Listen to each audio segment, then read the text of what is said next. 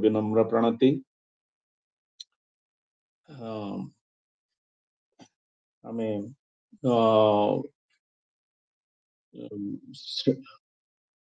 श्रीमद् भगवद गीता हमें जो डिस्कशन हमें हम लोग कर रहे हैं।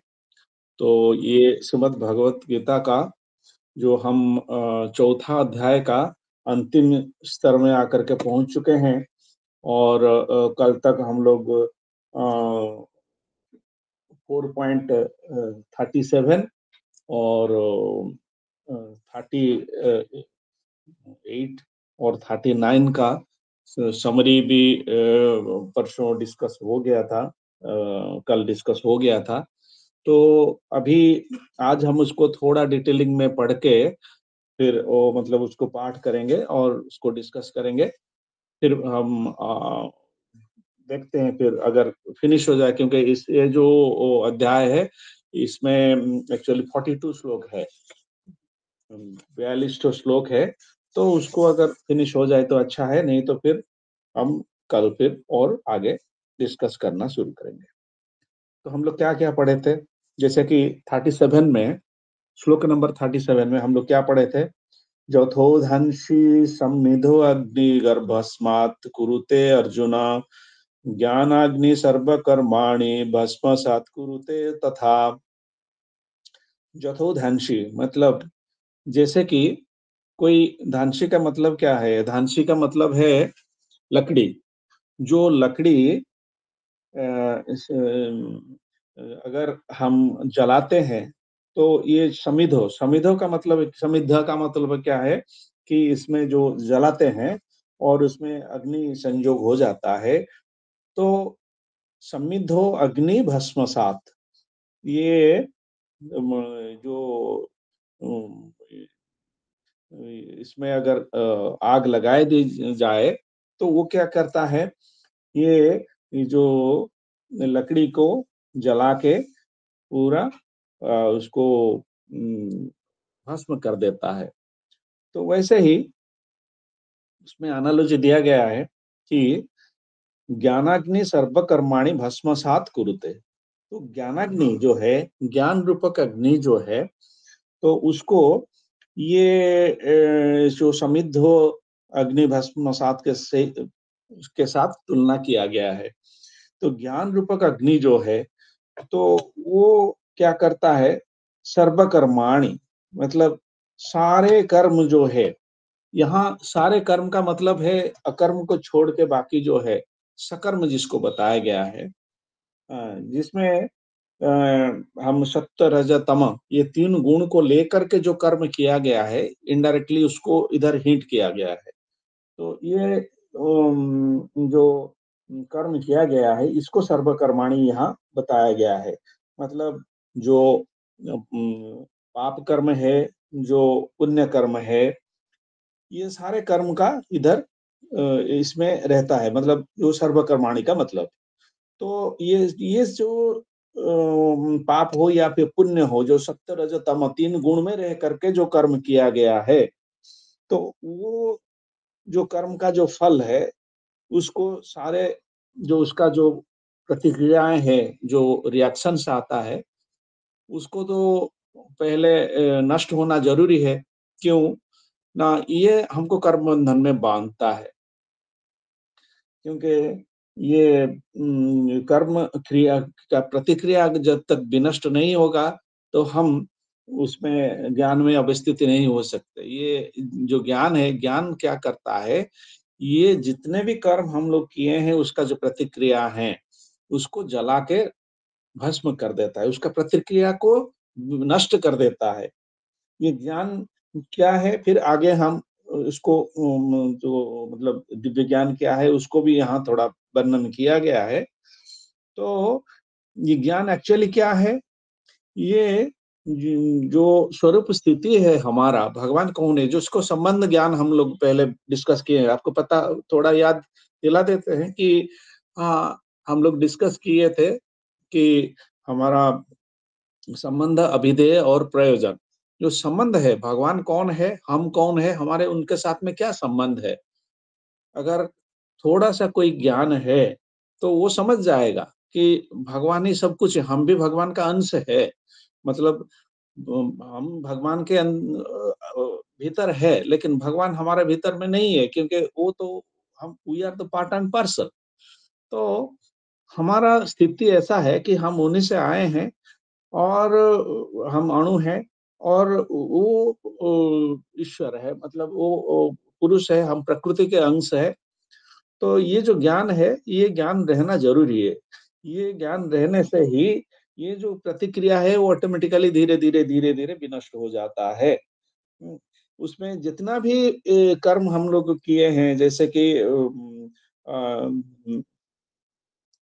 अगले दिन पंकज सर ने डिस्कस किए थे कि बीजकूट प्रारब्ध अप्रारब्ध जो है, जो ऑलरेडी मतलब जो अभी जो कर्म हम लोग किए हैं लेकिन उसका प्रतिक्रिया सृष्टि चलने मतलब चालू नहीं हुआ है और जो प्रतिक्रिया हम लोग ने ऑलरेडी पा चुके हैं और जो प्रतिक्रिया अभी होने बाकी है और जो चीज़ें बीज जो है मतलब अभी वो जो बोया है लेकिन वो जर्मिनेटेड नहीं हुआ है, जो प्रतिक्रिया हमको आगे चल के कब मिलेगा हमको पता भी नहीं है। इस टाइप का बीजकूट और प्रारब्ध अप्रारब्ध जितने भी है उसका जो प्रतिक्रिया हमको मिलने वाला है, वो सारे को भस्म करता है। तो ये ज्ञानाग्नि कितना पावरफुल है, इसको इधर बताया गया है। इसका मतलब इनडायरेक्टली ज्ञान कितना पावरफुल है, इसको बताया। ज्ञान क्या है? हम स्वरूप स्थिति को यहाँ उसमें ज्ञान को बताया गया है। पूर्ण ज्ञान क्या है? ये वो क्या होता है कि भगवान ही अहं सर्वस्व प्रभव मत्त सर्व प्रवर्तते इति मत्वा भजन्ते माम बुद्धावाव सनमता। तो जो बुद्धिमान है उनके पास ये ज्ञान हमेशा रहता है कि भगवान सब कुछ का प्रारंभ है, हम सब उनका शरीर में अवस्थित हैं और ये दुनिया सारा दुनिया भगवानमय है। हमको जो कुछ भी मिल रहा है हम अगर वस्तुवादी के ये नजरिया से देखें तो वो जो कुछ भी हमको मिल रहा है सारे भगवान के द्वारा मुहैया किया जाता है। जैसे कि हम कोई पाप कर्म भी करते हैं जो इंद्रिय तृप्ति के में लिप्त भी रहते हैं, तो वो सारे उसमें जो द्रव्य हैं, उसमें उसको भी भगवान ने हमको मुहैया कराया है। भगवान के बिना हम कुछ भी नहीं कर सकते, जो इंद्रिय तृप्ति जो है वो भी नहीं कर सकते। हम लोग अच्छा पकवान खा रहे हैं, अगर जीभ में जो स्वाद का जो एनर्जी है, जो क्षमता है, स्वाद लेना हेतु जो क्षमता है, अगर वो भगवान नहीं देंगे तो थोड़ा क्या जीभ को कुछ आस्वादन कर पाएगा? आँख में दृष्टि शक्ति जो है वो भगवान ने दिए हैं, हैं?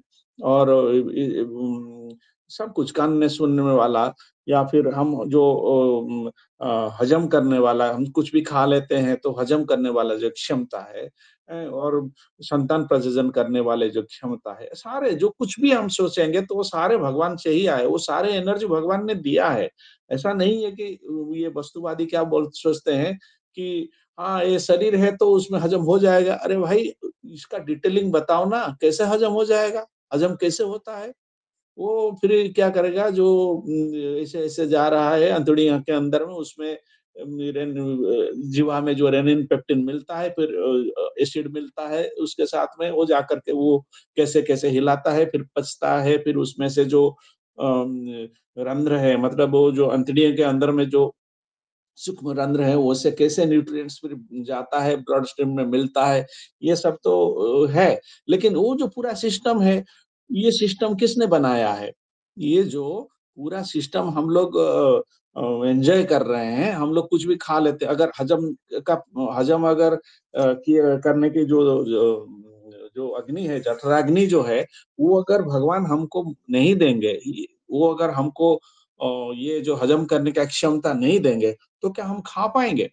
हाँ, जीवा के लालसा हेतु तो ले लेंगे, लेकिन इमीडिएटली जाकर के मेडिकल में घुस जाएँगे। भाई हमको जल्दी इसको हमारा शरीर से निकालो, ये जो खाना खा लिया है मैंने हम नहीं तो फिर हम मर जाएगा।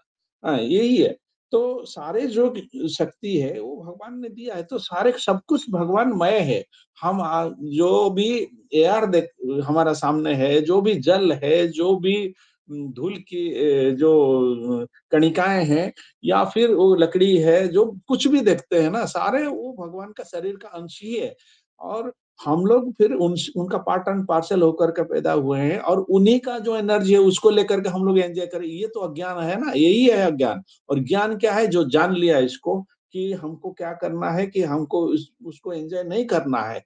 पुरुष के प्रति हमारा जो कर्तव्य कर्म है, उनका प्लेज़र हेतु पुरुष कौन है? भगवान है। एक ही पुरुष है, बाकी सब स्त्रियाँ हैं, स्त्री का मतलब है प्रकृति जो है, प्रकृति का हम लोग अंश है।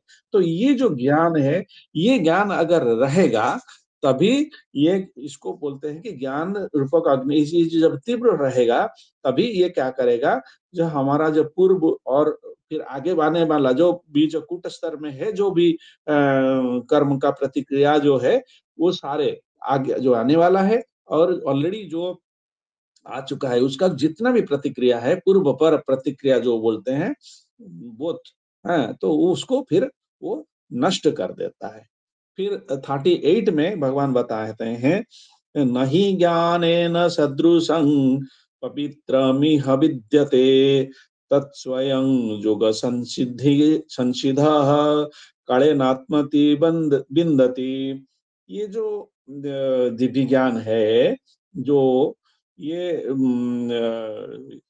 ये इसको दिव्य इसीलिए बताया गया है कि ये अत्यंत पवित्र है और दिव्य है।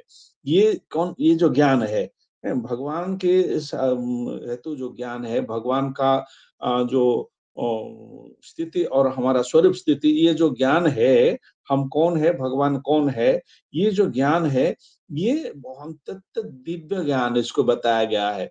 नॉर्मली लोग क्या सोचते हैं कि साइंटिफिकल नॉलेज जो हुए, एटम बम कैसे बनाएँगे? उसको नोबेल प्राइज़ दे दी गई।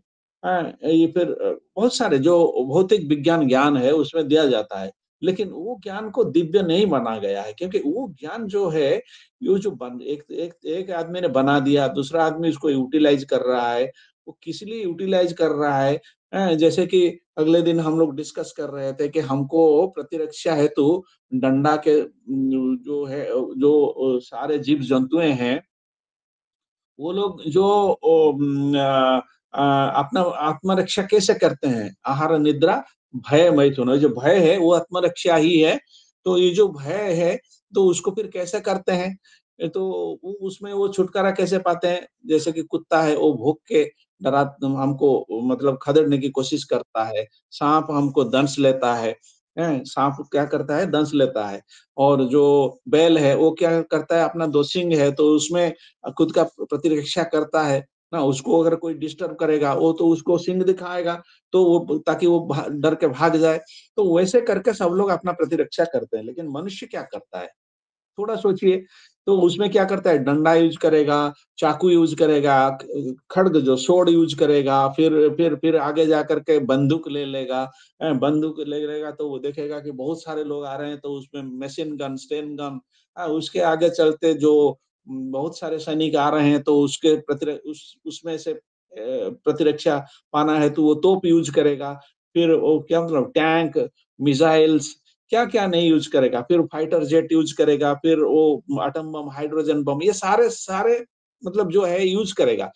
तो ये क्या एटम बम, फाइटर जेट या फिर जो भी हाइड्रोजन बम है, न्यूट्रॉन बम है जो, ये सारे क्या बनाया गया है, ये क्या कुत्ता, बिल्ली या फिर बाघ, सिंह को मारने के लिए?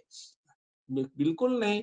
आप थोड़ा खुद को पूछिए, ये किसको मारने के हेतु? मनुष्य मनुष्य को ही मारने के लिए तैयार क्यों होता है? तो वो जो ज्ञान है, वो एक्चुअली ये सही ज्ञान नहीं है।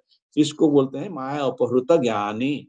मतलब जो जिनका ज्ञान को अपहृत कर लिया है, तो उसे उसको वो बड़ा ज्ञानी नहीं है। ज्ञान यही है, जो भगवान का कौन है और हम कौन है, ये जो हमारा स्थिति क्या है, इसको जो जान लिया, ये अत्यंत पवित्र और दिव्य ज्ञान इसको बताया गया है। तो ये जो जिसको प्राप्त हो गया है, इधर इधर ये बताया, ज्ञान है ना सदृशम पवित्रमिहं विद्यते, और ऐसा कुछ नहीं है जो इससे दिव्य और पवित्र है। सदृशम पवित्रं मिह दिव्यते। इसका मतलब है जो जो यह जगत है, ये जो धराधाम है, पवित्र यह ये जो धराधाम है, इसमें नहीं ज्ञान है न सदृशम, ये ज्ञान के ये यही जो ज्ञान है, इसके सदृशम कोई भी इतना पवित्र नहीं है। पवित्रं मिद मिह विद्यते तत् स्वयं योग संसिदः। मतलब जो ये ज्ञान में स्वयं जो जो योग संसिद, ये योग में जा करके भक्ति योग, इसका मतलब ये योग का मतलब है, ये इसको बताया गया है, जो ये ज्ञान जान लिया है, ये योग में तो ज्ञान मिलेगा। तो ये जो जो ज्ञान है, ज्ञानी है, इसीलिए वो भगवान के साथ जुड़ता है।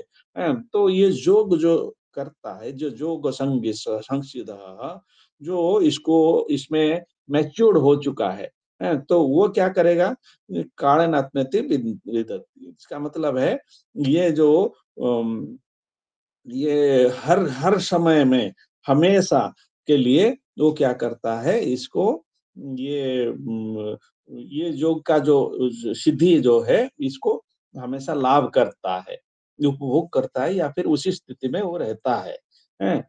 तो इस इसको और जो शांति सिद्धि, इसका फायदा क्या है उसको, जिसको बोलते हैं स्पिरिचुअल पीस, मतलब जो दिव्य शांति जो बोलते हैं, तो उसमें इसको वो प्राप्त हो जाता है।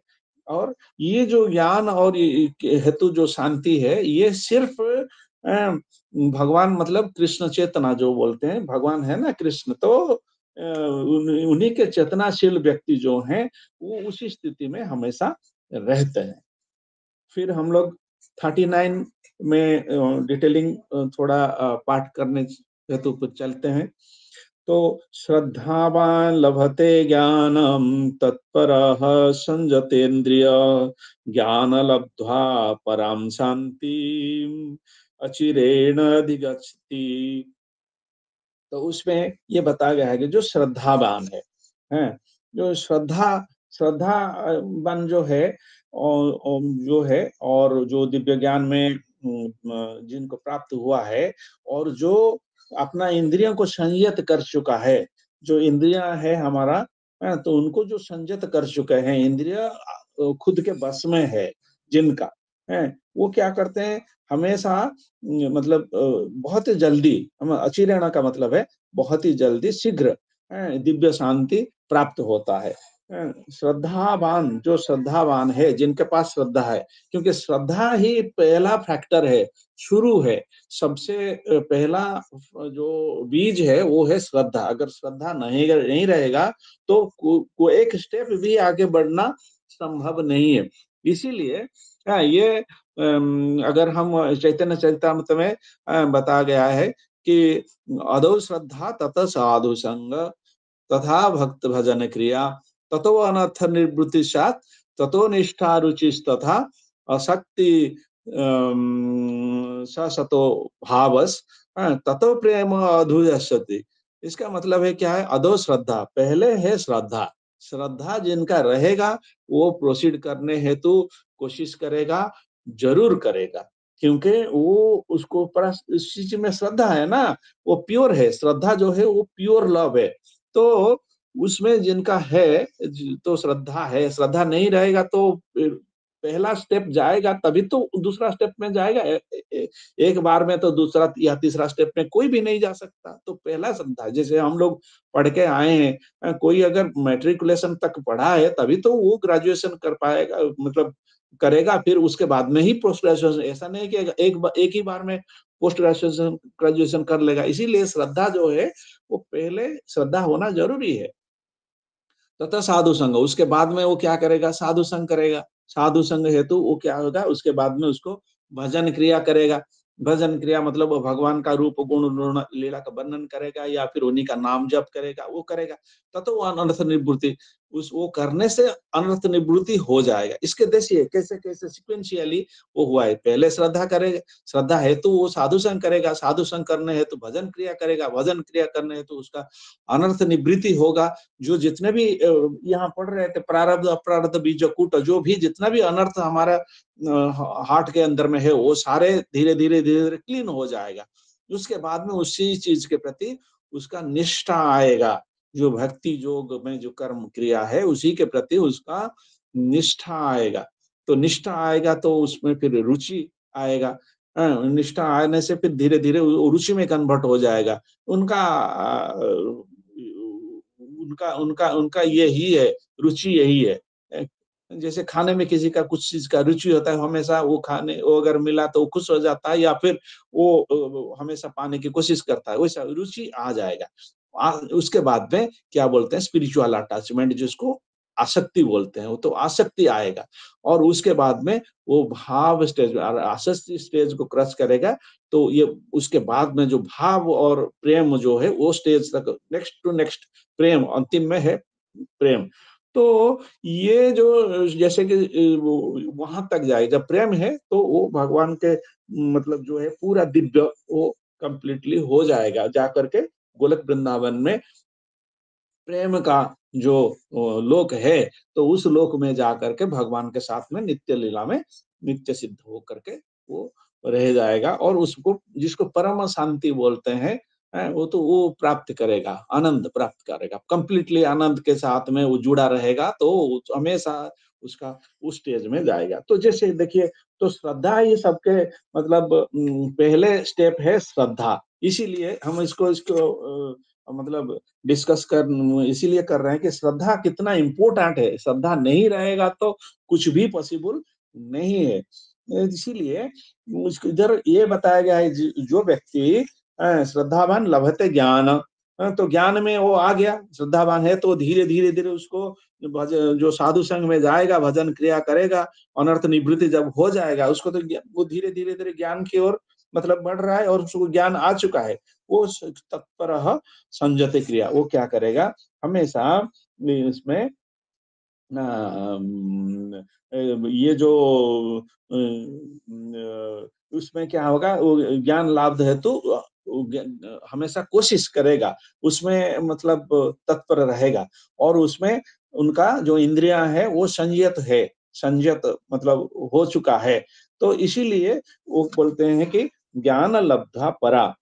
हाँ, मतलब ये ज्ञान लब्ध जो जो ये ज्ञान लाभ कर चुके हैं, वो क्या करते हैं शांतिम अचिरेण अधिगच्छति। ये शांति अचिरेय अचिरेय मतलब है बहुत जल्दी शांति लाभ कर दो शांति प्राप्त होने स्थिति में अवस्थित होता है, शांति में वो रहता है।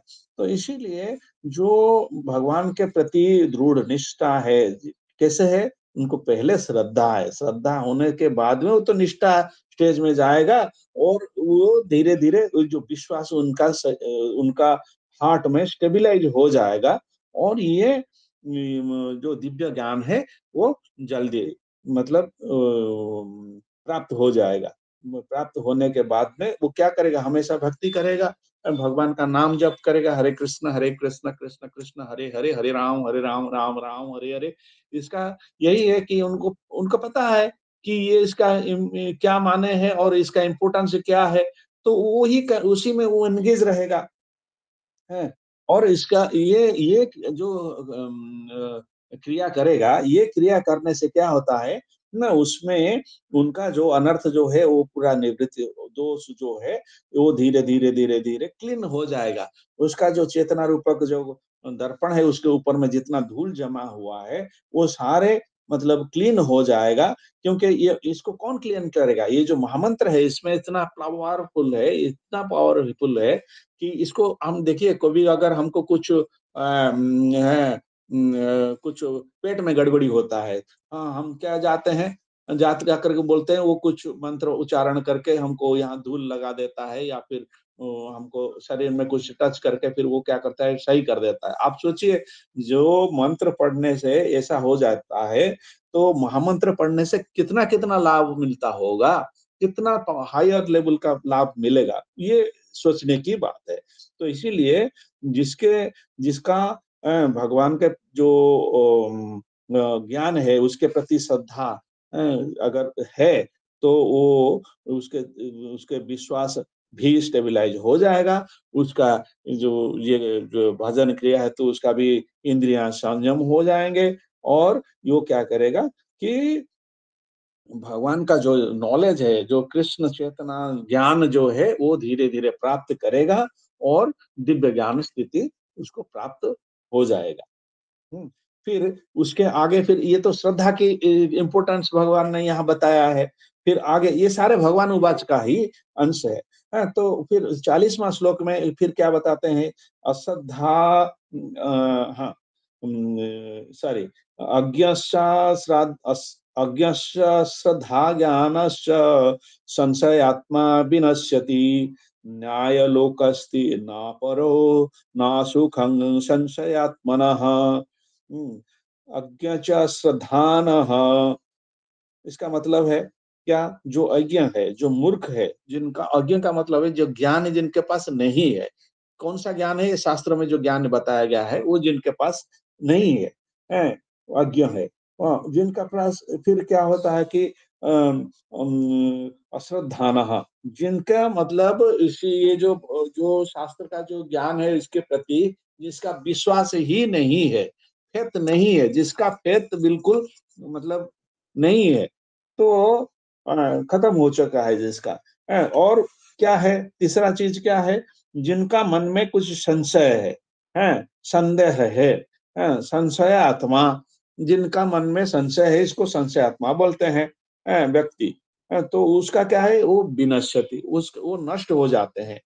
क्योंकि ये मनुष्य व्यक्ति का मतलब है मनुष्य। मनुष्य जो जिनको मनुष्य जन्म मिला है, इसका अगर ये मूर्खता जैसा मतलब रहेगा, क्योंकि उसको ज्ञान ही नहीं है और ना ही उसको श्रद्धा है, तो और ना ही कोई विश्वास है, तो ये नहीं होता है। इसीलिए बोलते हैं ना, माया उपहत ज्ञान किसको बोलते हैं कि हम लोग जो पढ़ाई 2 अक्षर कर चुके हैं, एबीसीडी पढ़ चुके हैं, matriculation, graduation, post graduation, doctorate, PhD ये सब कर चुके हैं।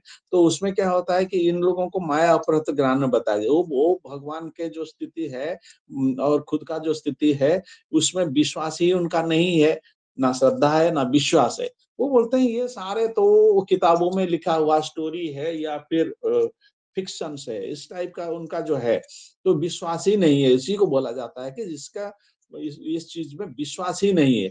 क्योंकि जिसको किसको भगवान मतलब जो है भगवान बोले हैं ना, श्रद्धावान भजन्ते माम।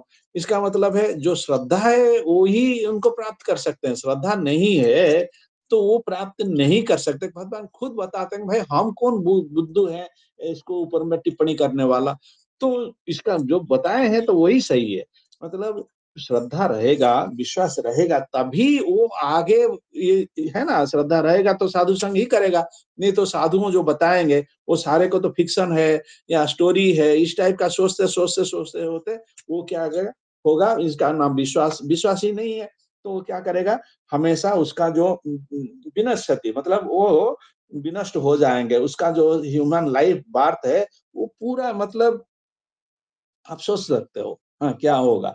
तो ये इधर लिखा गया है, नाय लोकस्ति न पर, ना सुखम संशयात्मना, ना ये लोक है, ना अयं लोक, इसका मतलब ये लोक में ना अस्ति ना परो, ना कोई परजन्म में या फिर दूसरा जन्म में या फिर दूसरा लोक में जाकर के, ना सुखम संशयात्मनः, मतलब है ना उनको सुख मिलेगा, ना इसका संशय, जो संशयात्मनः मतलब जिनका जिनका जिनका उसमें भी बताया गया है कि संशयात्मा विनश्यति, फिर सेकंड लाइन में भी बताया गया है सुख संशयात्मनः।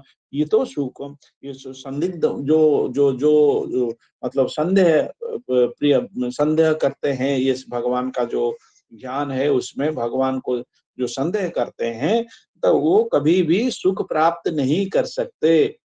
देखिए, ये श्लोक में भगवान कितना क्लियरली बताते हैं, तो जिनके पास श्रद्धा नहीं है, तो इसका इनडायरेक्टली मतलब क्या है कि तो श्रद्धा होना ज़रूरी है, नहीं तो ये हम अगर मेरा श्रद्धा नहीं है तो आई विल बी विनश्यति, मेरा विनाश हो जाएगा।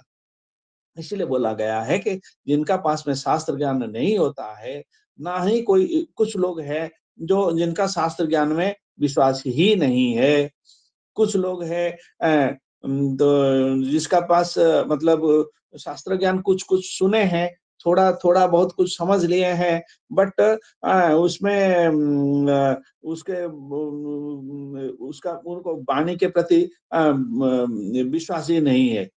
तो लिखा गया है, किताब में लिखा गया है, ठीक है, ये किताबी ज्ञान है, थोड़ा ना जैसे कि रास्ते में तो बाएँ तरफ चलना है।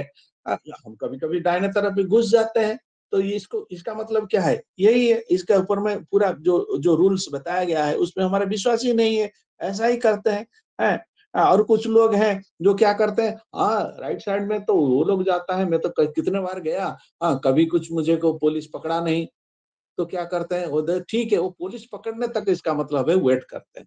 और कुछ लोग ऐसा हैं, जो गए हैं, पुलिस उनको पकड़े हैं, तो पकड़ लिया तो सोचेगा, हाँ, ये गलत है, ये करना नहीं चाहिए, हम गलत काम कर रहा है।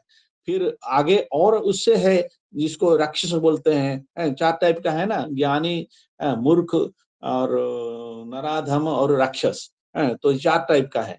तो उसमें जो जो राक्षस है वो क्या करता है, चोरी किया है या फिर रंग काम किया है, उसको पुलिस ने पकड़ा है, जेल में डाला है, फिर सोचता है कि अच्छा ठीक है, एक बार तो पकड़ लिया, डाल दिया, फिर आगे चल के हम फिर क्या पकड़े जाएँगे, तो वो उसका भी कोई चांस नहीं है, तो फिर से करने लगता है। तो उसका गति क्या है? जो भी है वो अल्टीमेटली जेल में ही जाएगा ना, तो यही है। तो इधर ये इसी टाइप का है, जो विश्वास जिसका नहीं होगा तो वो आगे चल के ये डाउन डाउन होकर के इस टाइप का जाएगा। हैं? तो कुछ लोग हैं उनका विश्वास है, लेकिन इसमें कर्ता कौन है? ये भगवान खुद है। तो भगवान भगवान भगवान ये क्या है? भगवान कृष्ण है या फिर कौन है? इतने देवी-देवताओं है, कौन भगवान है? इसमें वो कन्फ्यूज़ हो करके उनका मतलब वो थोड़ा मतलब वो विश्वास ही नहीं करते भगवान को, विश्वास भगवान के प्रति उनका विश्वास ही नहीं आता है। ना कभी ये क्या हर रोज़ उठते बैठते, कुछ भी काम करते, भगवान का को स्मरण करके प्रणाम करके ही करना चाहिए, तो वो ये कर नहीं पाता। कभी आज कुछ जन्माष्टमी है तो मंदिर में गया तो भगवान का तो से हाथ थोड़ा जोड़ लिया, फिर आगे छोड़ दिया 1 साल तक, तो इस टाइप का है। तो उनको वो विश्वास उनका उतना नहीं है।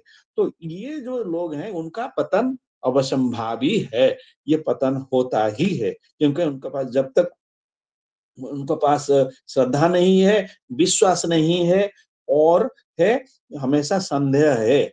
ये कभी भी उन्नति नहीं कर पाएँगे। यहाँ हम लोग तो जिनका पास श्रद्धा नहीं है तो उसका क्या होगा?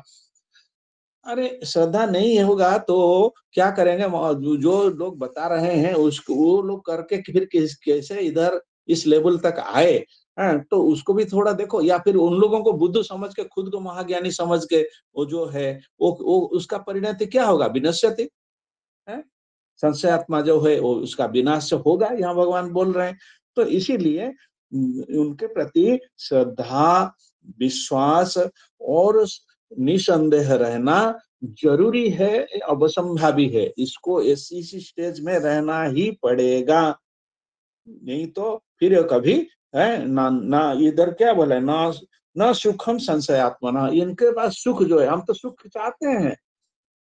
अरे भाई सुख चाहते हो तो सुख की रास्ता क्या है उसमें जाओ ना, तो हम उसमें नहीं जाएँगे तो उसमें हमारा कभी भी मतलब सुख प्राप्ति हेतु ना कुछ मंगल होगा, ना हमको कुछ सुख मिलेगा। क्योंकि इसीलिए शास्त्र वाणी जो है, ये तो भगवान का ही बताया हुआ है ना, भगवद गीता क्या है? तो भगवान खुद बताते हैं जो चीज़ ये है।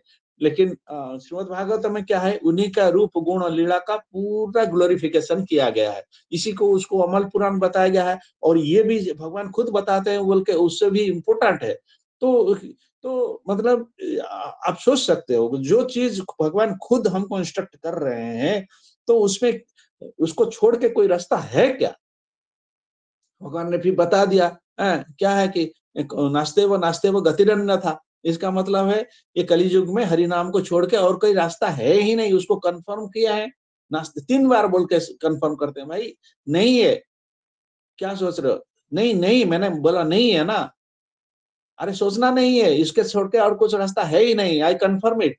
तो ऐसे बोलते हैं, तो उसपे तो ये रहना ज़रूरी है और उसके लिए भगवान तो इतना क्वालिफाइड नहीं है। इसीलिए क्या करना है, जाकर के गुरुओं के पास में शरण में जाकर के तद्विधि 34 श्लोक में हम लोग क्या तद्विधि प्रणिपात है ना परिप्रश्न न सेवा है, उनको उनका मेनियल सर्विस करेंगे, उनको उनका प्लेजर हेतु हम उनके प्रश्न करेंगे कि मतलब जो जेन्युइन इंक्वायरी है वो करेंगे, तभी ज्ञान है ना तत्वदर्शिना, इसका मतलब है उपदेश ज्ञान, हमको जो वो नॉलेज देंगे उपदेश देंगे तभी वो हमको मेडिसिन जैसा काम करेगा, नहीं तो वो बिल्कुल नहीं करेगा। ठीक है, फिर श्लोक नंबर, अच्छा टाइम कोशिश करते हैं, श्लोक नंबर 41।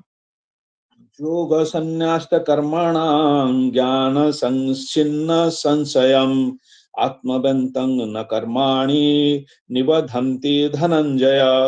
है, इसका मतलब है योग संन्यास कर्मणा, इसका मतलब यही है कि योग माध्यम में, जो योग मतलब है जो कर्म योग इधर बताया गया है, या फिर जो भगवान के प्रति जो ज्ञान योग है, इस कर्म योग हेतु जो भगवान सेवा हम लोग करते हैं, इसको इनडायरेक्टली यहाँ ये थोड़ा मतलब हायर लेवल की बात यहाँ बता रहे हैं कि जो भक्ति है, भगवान के प्रेम हेतु, भगवान के प्रति श्रद्धा हेतु जो कर्म कर्तव्य कर्म हम लोग कर रहे हैं, या उन्हीं के वाणी को श्रवण करें। हमको अगले दिन भी हम लोग ये कितना इम्पोर्टेंट है कि श्रवणम, कीर्तनम, विष्णु स्मरणम, ये तीन तीन बहुत इम्पोर्टेंट है। तो इसमें हमेशा रहना, ये जो कर्तव्य कर्म हम लोग कर रहे हैं, संन्यास्त मतलब जो है कि मतलब उत्तम भाव, इसके मतलब जो योग इसी कर्म के ऊपर में आधारित है, संन्यस्त कर्मणं, ये जो कर्म है, ये योग हेतु जो कर्म है, योग संन्यस्त कर्मणा मतलब है ये योग हेतु जो कर्म है, योग के ऊपर ऊपर में आधारित होकर के जो कर्म है, ज्ञान ज्ञान संचिन्न संशयम। इसका मतलब है जो क्या करता है, जो हमारा जो संशय है, संशय क्या होता है, ये जो ज्ञान, क्या ज्ञान जो मिलने के बाद में क्या होता है कि ये जो संशय छिन्न हो जाता है, संशय उसमें से मतलब चला जाता है, इवैक्यूएट हो जाता है। हमारा मन में जो संशय है, ये इसका मतलब क्या है, जो योग्य सन्नस्त कर्मणा करने से ही ये क्या होगा, हमारा मन में जो संशय है वो छिन्न हो जाएगा। हम जब ज्ञान में आ जाएंगे तो क्या होगा, ये जो संदेह है हमारा दूरीभूत हो जाएगा। है, और आगे बताते हैं कि आत्मबंतं न कर्माणि निबंधन्ति धनंजय। जो इस जो आत्मा में अवस्थित रहते हैं, मतलब आत्मज्ञान में जो अवस्थित रहते हैं, वो कर्म बंधन में बंध नहीं बंधते हैं।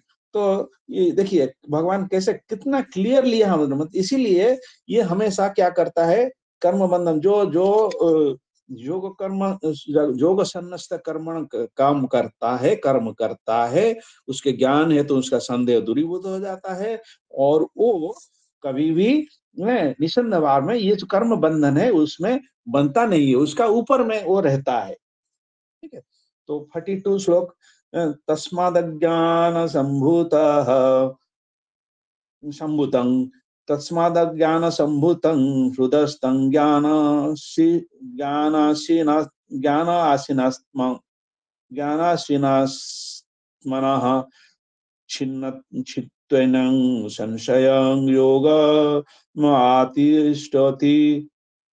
तिष्ठति उत्तिष्ठ भारत। और एक बार पढ़ लेते हैं, तस्माद् ज्ञान संभूतं हृदयस्थं ज्ञानासीनात्मनः छित्त्वाएनं संशयं योगमातिष्ठ उत्तिष्ठ भारत। मतलब जो अज्ञानता रूपक जो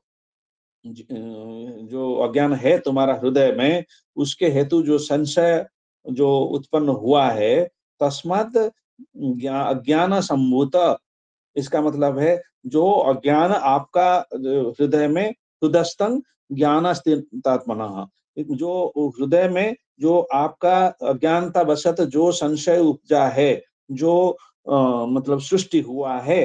तो चित्तेन मतलब है जो छिन्न करते हैं, क्या क्या संशय को छिन्न हो जाता है। जोगम अतिष्ठ उत्तिष्ठ भारत, योग में उत्तिष्ठ होकर के, मतलब जो आप योगम अतिष्ठ मतलब योग में स्थित होकर के, कौन सा योग है, ये जो ज्ञान का रूपक जो योग है, उसमें आप अवस्थित हो करके उत्तिष्ठ भारत मतलब आप खड़े हो जाओ। क्या करने के लिए? इधर तो युद्ध करने के लिए भगवान अर्जुन को बताते हैं ना, है। भारत मतलब है, इसको अर्जुन को भरत वंशज के हेतु इसको उनको संबोधित करते हैं भारत। जो जोगम अतिष्ठ उत्तिष्ठ भारत मतलब जोग का जो स्थिति है उसमें रह करके आप खड़े हो जाओ। क्या करने के लिए? युद्ध करने के लिए खड़े हो जाओ। मतलब ये जो संशय आपका मन में आया है, ये संशय क्या क्यों क्यों आया है? क्योंकि अज्ञानता भावक जो अज्ञानता भाव है, तो उसमें से ये संभूत मतलब सृष्टि हुआ है। तो इसीलिए आप ज्ञान में रह करके इसको ये जो संशय के ज्ञान में रहने से, अभी हम लोग पढ़े कि ज्ञान में रहने से क्या होगा, ये संदेह दूरीभूत हो जाएगा। ये उसमें दूरीभूत करके आप योग में, योग मतलब यहाँ बताया गया है कि मैं जो बोल रहा हूँ, मेरे प्रीति हेतु जो कर्म है, इसके क्या है, भक्ति योग इसका मतलब है। तो उसमें कर्म क्या है, करना है आपको, क्या करना है, मेरे प्रीति हेतु आपको युद्ध करना है। तो उस कर्म में आप खड़े हो जाओ, यहाँ फिर बताया गया है। ठीक है, इसमें इसको इसीलिए ये जो आत्मानुभूति जो लाभ करना है, तो उसमें इधर यज्ञ जो क्या बोलते हैं, जो ये यज्ञ क्या है, इधर फिर थोड़ा इनडायरेक्टली प्रभुपाद इसको पूरा मतलब, क्योंकि ये सम लास्ट श्लोक है ना, तो इसमें समराइज करते हैं। तो उसमें जो द्रव्य यज्ञ ज्ञान यज्ञ हम लोग पहले पढ़े थे। फिर वो जो यज्ञ करता है, जिसमें आत्मानुभूति लग हेतु जो यज्ञ करता है, यज्ञ मतलब है सैक्रिफाइस, जो सैक्रिफाइस करता है। क्या क्या सैक्रिफाइस है, जैसे कि हम लोग को पता है कि देवताओं को संतुष्ट करने के लिए फिर यज्ञ किया जाता है। ब्रह्मचर्य भी एक यज्ञ है। सेलिबेसी मेंटेन करना ब्रह्मचर्य पालन रूपक यज्ञ है। और गृहस्थाश्रम, जो जो जो हमारा जो वर्णाश्रम है, वर्ण और आश्रम, वर्ण क्या है कि कौन कौन ब्राह्मण क्षत्रिय वैश्य शूद्र है, और आश्रम क्या है कि ब्रह्मचर्य, फिर उसके बाद में गृहस्थ, फिर वानप्रस्थ और संन्यास। तो ये जो आश्रम, चार टाइप का आश्रम है और चार टाइप का वर्ण है। तो उसी में रह करके जो वर्णाश्रम का धर्म जो है, गृहस्थ आश्रम में रह करके जो जो भगवान के प्रति जो सेवा करना है, इंद्रिय संयम पूर्वक जो यज्ञ है, योग साधन या फिर तपस्या आचरण करने हेतु जो यज्ञ है, वेद अध्ययन पूर्वक जो यज्ञ है, ये तो सैक्रिफाइस करना पड़ेगा ना, सब चीज में सैक्रिफाइस करेंगे तो इसमें इसको सब कर पाएंगे। तो ये सारे जो यज्ञ है, तो ये यज्ञ हम लोग अगले जो ये जो श्लोक नंबर 9 में क्या पढ़े थे, जन्म कर्म च दिव्यम जो में व्यक्तिगत तक्त देहर तक्ता देहं पुनर्जन्म नैति मामेति सो अर्जुन। इसका मतलब है जो यज्ञ कर्म करना है, जो मेरा जन्म कर्म जो है वो दिव्य होता है, तो उसको समझने हेतु जो यज्ञ है, वो उसमें जो रहता है, उसमें क्या करता है कि इसमें आत्मानुभूति लाभ हो जाता है। तो इसीलिए ये जो यज्ञ करना, जो या फिर जो ज्ञान यज्ञ में रह करके जो जो इसको आत्मानुभूति प्राप्त करना है, तो इधर बताया गया है, जिसको आत्मा अनुभूति हो जाएगा, तो मैं शरीर नहीं हूँ, मेरा भाई बंधु कुटुंब को मैं मारने हेतु मैं युद्ध करना नहीं चाहता हूँ, को उस ज्ञान में उसमें वो नहीं जाएगा, उनका मन में जो संशय है वो दूर हो जाएगा। तो वो क्या करेगा, हमेशा भगवान का प्रीति है, तो भगवान क्या चाहते हैं, क्या करने से खुश रहेंगे, उसमें वो उपविष्ट रह करके वो कर्तव्य कर्म करेगा। है तो ये इसको इधर बताया गया है। जिस तो और ये इसका ये जो तो सारांश में प्रिय प्रभुपाद बताते हैं कि जो भगवान का जो भगवान विभु है, हम अणु है, तो उनका वो जो वो ईश्वर हैं, परमेश्वर हैं। अगर जो संदेह मन में आता है, क्योंकि वो भोक्तारंग जगत यज्ञ तपसाम सर्वो लोकम महेश्वरी, ये जो यज्ञ बताया गया है, उसका भोक्ता कौन है, सर्वलोक का कौन है, महेश्वर कौन है, भगवान कृष्ण है। तो ये जो उसमें जो श्रद्धा है वो वहाँ वो ज्ञान प्राप्त हो जाता है। और जिनका श्रद्धा नहीं है, वो संदेह करता है, तो वो क्या करता है, अधपतित तो हो जाता है। तो इसीलिए हमें इस इधर क्या सीखना चाहिए कि हमको हमेशा जो परंपराओं में जो बोनाफाइड स्पिरिचुअल मास्टर जो हैं, तो उनके शरण में जाकर के तद्विधि प्रणिपाते न परिप्रेक्ष्य सेवया जा करके हम ये जो ज्ञान है लाभ करना चाहिए। उनको उनसे पूछना है, और जो भी डाउट है इसको पूछना है, संदेह जो भी आता है उसको पूछ के क्लियरिफाई होना है। ये तो प्रोसेस है। ये पूरा प्रोसेस में क्या होता है, प्यूरिफाई होते हैं हम लोग। गुरु जो हमको शिक्षा देते हैं, उसको जो कर्तव्य कर्म करने के लिए बताते हैं, आज बोलेंगे आप कुकिंग करो, काल बोलेंगे लकड़ी जा करके लाओ, काल बोलेंगे तुम जा करके वहाँ नदी में नाव चलाओ, जो भी। तो इसको हमको प्यूरिफाई करने के हेतु वो सारे चीज हमको इंस्ट्रक्ट करते हैं, और हम धीरे धीरे प्यूरिफाई होते हैं। इसीलिए जो चीज, इसको हमको क्या प्राप्त करना है, जो ज्ञान है, जो सूर्य देवता को भगवान ने 1,20,000 साल पहले जो सारे बताए थे, तो उसको फिर से हमको यही भगवान अर्जुन के माध्यम में फिर से बता रहे हैं। तो उसी को पालन करने हेतु ये उसको मानना पड़ेगा। और जो डिफरेंट भाष्य है, बहुत सारे भाष्य, बहुत जैसे कि भगवत गीता के भी बहुत सारे भाष्य हैं, लेकिन क्या होता है कि बहुत सारे लोग, जो कोई साहित्यिक है, कोई इंजीनियर है, कोई दार्शनिक है, अपना अपना काल्पनिक मतलब प्योर नहीं है, तो उसमें जो जो हमको जो जो बताते हैं उसको पढ़ना नहीं है। क्योंकि अमृतमय भांड में अगर थोड़ा सा विषधर पय, इसका मतलब क्या है, थोड़ा पयधर मतलब सांप का जो विष थोड़ा सा भी लग गया, एंटायर अमृत भांड जो होता है विष हो जाता है। इसीलिए जो प्योर आज इट इज है, प्रभुपाद जी जो जो भगवान के जो परंपरा है उसमें जो आए हैं, उसमें कनेक्शन जिनका है, तो उसमें प्यूरिटी मेंटेन हो करके आया है, उसी को पढ़ना है, दूसरे को पढ़ना है ही नहीं। पढ़ने से क्या होगा, उसमें कहाँ विष लगा है, क्या है, हमको समझ में नहीं आएगा, फिर वो संशय आएगा, फिर उसमें हम विनष्ट हो जाएंगे।